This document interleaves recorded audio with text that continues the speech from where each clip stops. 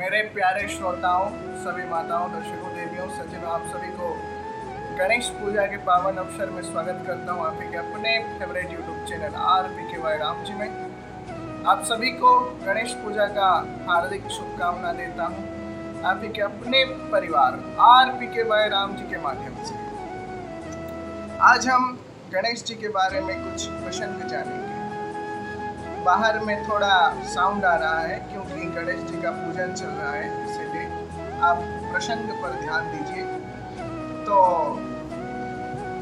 जब महाभारत लिखने का विचार महर्षि वेदव्यास के मन में आया तो उन्होंने ब्रह्मा जी से पूछे कि मुझे एक स्टेनोग्राफर चाहिए महाभारत लिखने के लिए।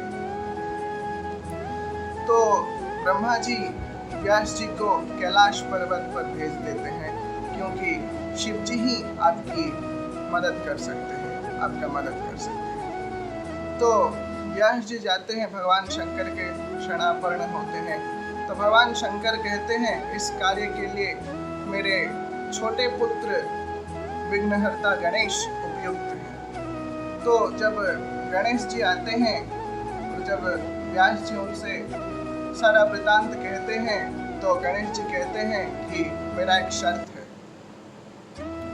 कि आपको बिना रुके श्लोक का पठन करना पड़ेगा, तभी मैं लिख पाऊंगा। तो व्यास जी कहते हैं ठीक है।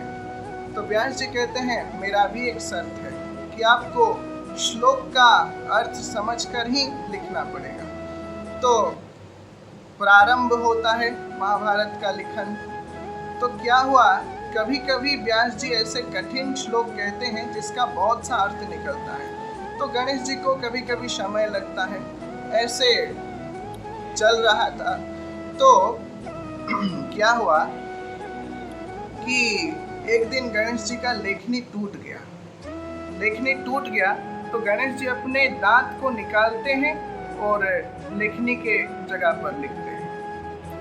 तो जब महाभारत संपूर्ण समाप्त हुआ तो क्या हुआ कि एक दिन देवताओं का सभा बुलाया जाता है। देवताओं का जब सभा बुलाया गया तो उसमें देखा गया कि गणेश जी के यहाँ पर मुंह से खून निकल रहा है।